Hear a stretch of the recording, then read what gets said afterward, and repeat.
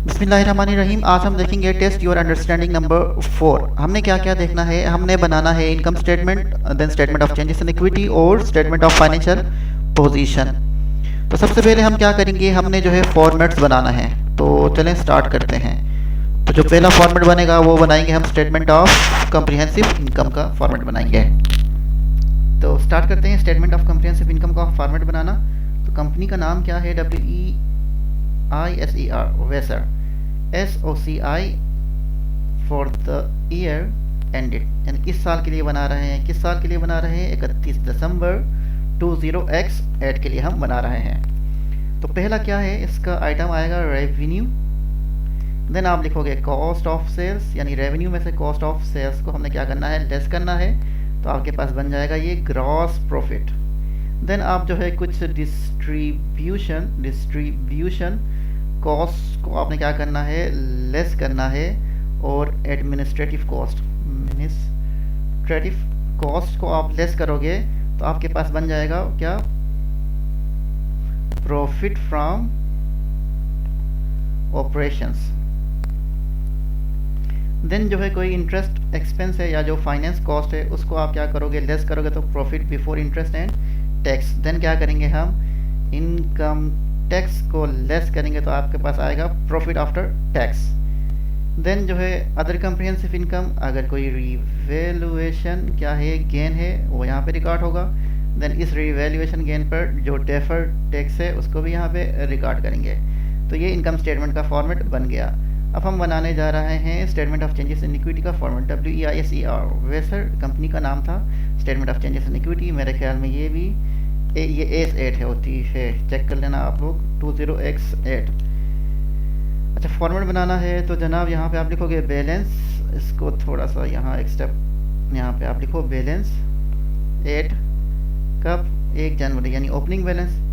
Then यहाँ पे आप लिखो अदर टोटल कॉम्प्रिहेंसिव इनकम। और अगर कोई डिविडेंड वगैरह दिया है तो वो, कोई शेयर इशू किए तो वो, ठीक हो गया। ये हम एडलेस बाद में करते रहेंगे। अभी जो जो माइंड में फॉर्मेट बनाने के लिए जो चीज़ें माइंड में आ रही हैं उसको लिखता है। ये आया आपके पास शेयर कैपिटल,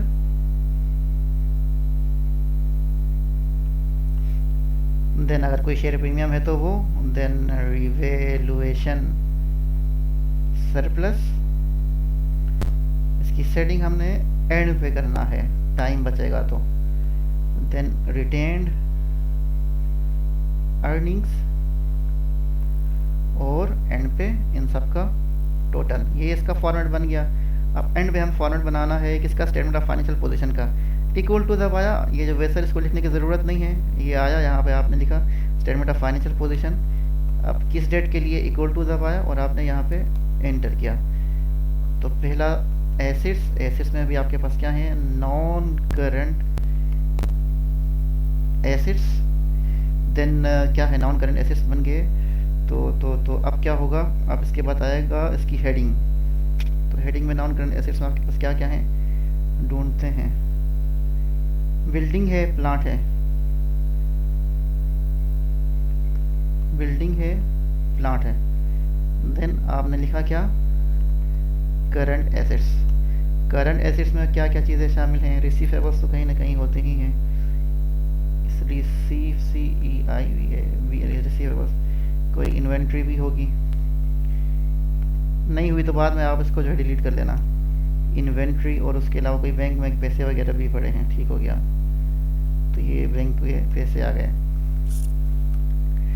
अच्छा, इसके बाद हेडिंग है equities and liabilities.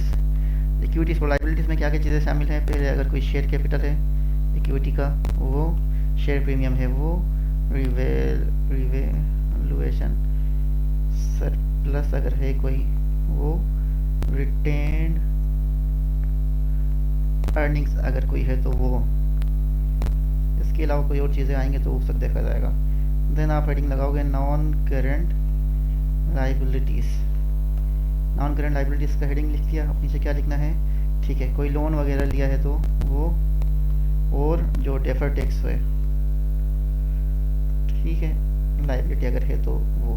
Then current liabilities, current liabilities में जनाब क्या क्या चीज़ें शामिल आ सकते हैं, करंट टैक्स आ सकता है, ठीक है।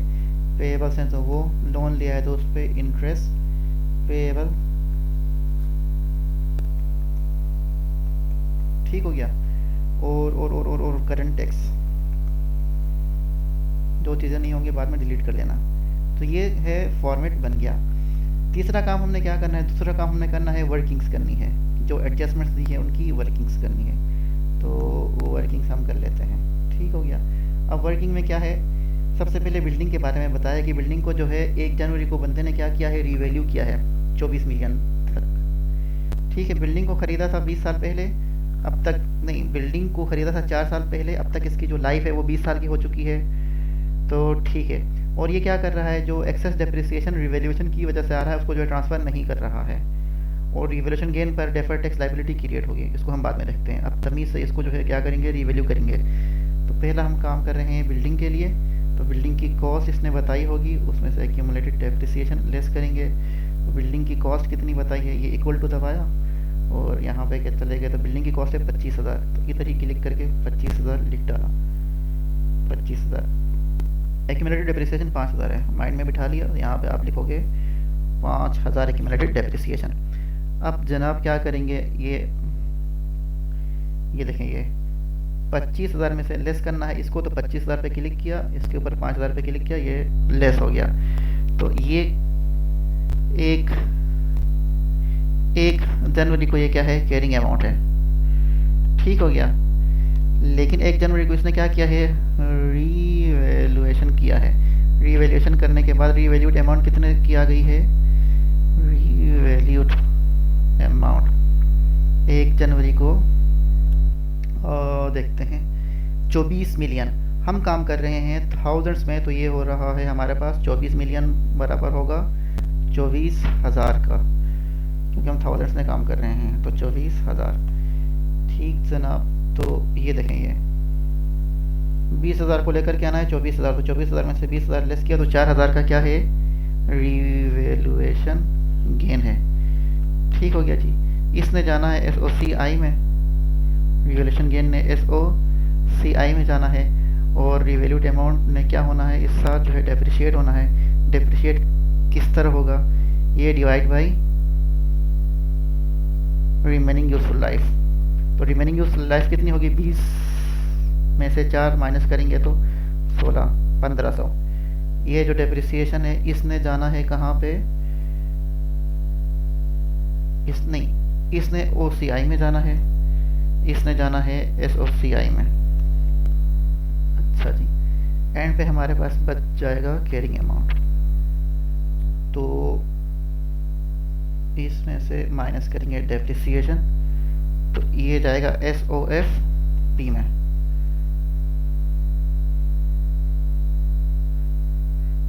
ठीक हो गया, ये है कैरिंग अमाउंट, ईयर एंड का कैरिंग। ये है बिल्डिंग का काम हमने तमाम कर लिया। अब दूसरा इधर नीचे ही बता रहा है प्लांट एंड इक्विपमेंट डेप्रिशिएट हो रहा है 20% और रिड्यूसिंग बैलेंस मेथड। सारी की सारी डेप्रिसिएशन चाहे वो बिल्डिंग से रिलेटेड है या प्लांट से रिलेटेड है, वहाँ पे कहाँ पे जा रही है, कॉस्ट ऑफ सेल्स में जा रही है। तो एक तो ये डेप्रिसिएशन है, और एक और जो डेप्रिसिएशन है उसने कहाँ पे जाना है, कॉस्ट ऑफ सेल में जाना है। तो बिल्डिंग है, उसके बाद क्या है, प्लांट। तो प्लांट की कॉस्ट क्या है, प्लांट की कॉस्ट है, ट्रायल बैलेंस में जाते हैं, चेक कर लेते हैं। तो प्लांट की कॉस्ट है जनाब, ये देखेंगे 22250 और 7250, 7250 इसकी एक्यूमुलेटेड डेप्रिसिएशन थी, एक्यूमुलेटेड डेप्रिसिएशन। तो अब हम क्या करेंगे, अब हम करेंगे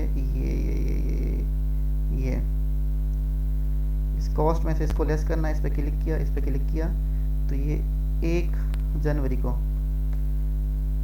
बिल्डिंग की कैरिंग अमाउंट, लेकिन इसमें तो डेप्रिशिएट भी होना है, रिड्यूसिंग बैलेंस मेथड है। तो ये जो बुक वैल्यू है इसको मल्टीप्लाई करेंगे, जो रेट है, रेट कितना था 0.2। तो अब क्या होगा, तो ये देखिए, इसमें से लेस होना है इससे, तो ये 12,000, इसने जाना है SOFP, ये है कैरिंग अमाउंट, इसने जाना है SOFP में।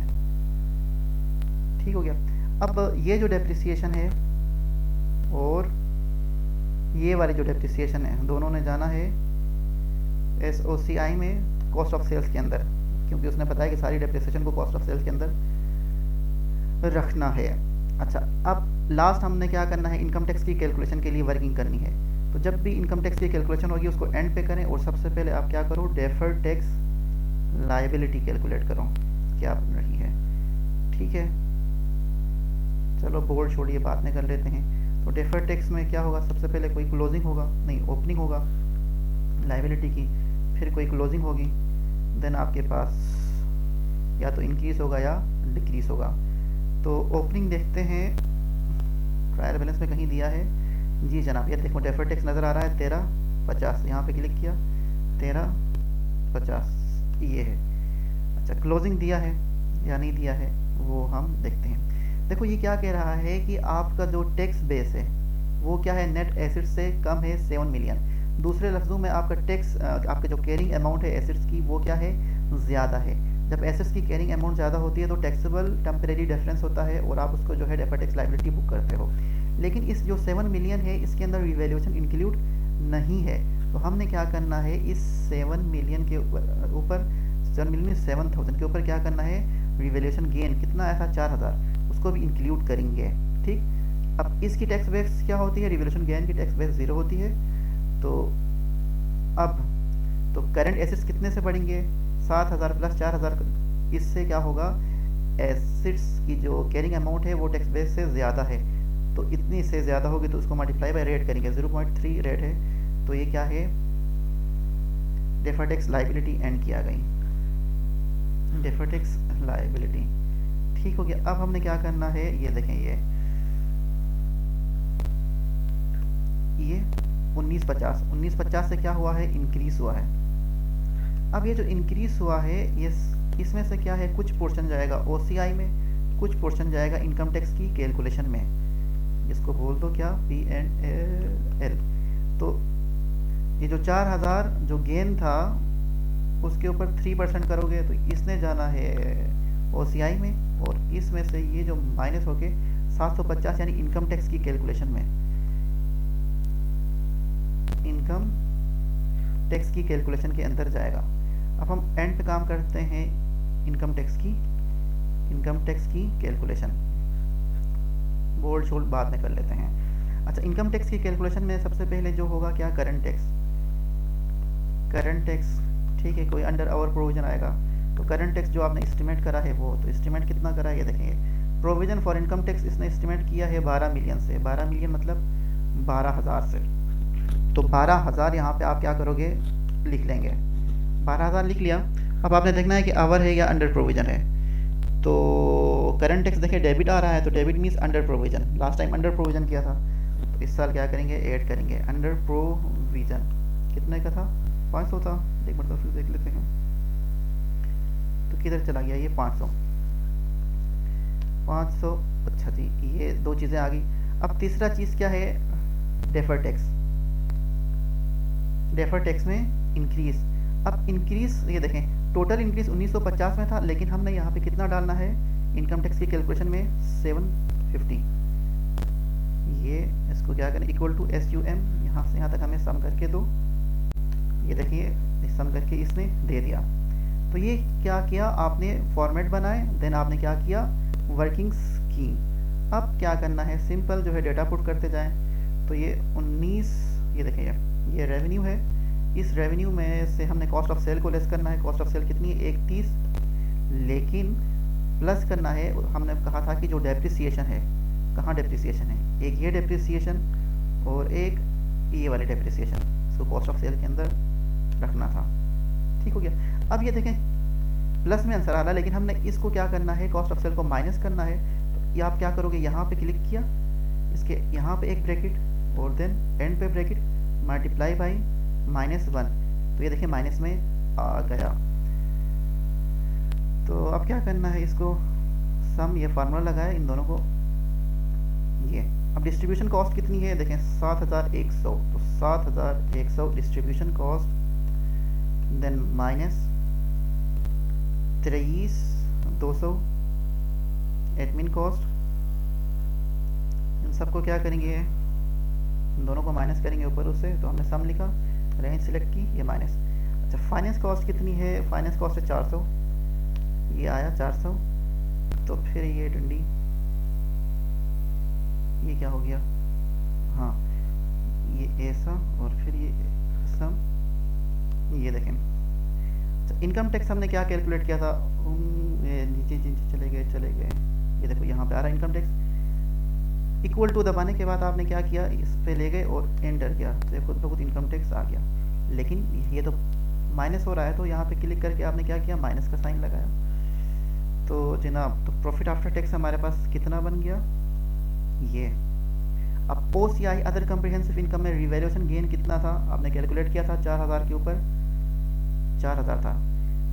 डायरेक्ट भी लिख सकते हैं, लेकिन आप इस तरह करके लिखें क्योंकि थोड़ी बहुत चेंजिंग करनी होगी, तो बाद में आसानी से सारी चीज़ें खुद ब खुद क्या होंगे, चेंज होंगे। अच्छा इसके ऊपर डेफर टैक्स कितना बन रहा था, मल्टीप्लाई बाई 0.3, 1200, ये 1200 हमने कहाँ पे कैलकुलेट किया था, ये देखिए ये रहा 1200 OCI में चला गया है।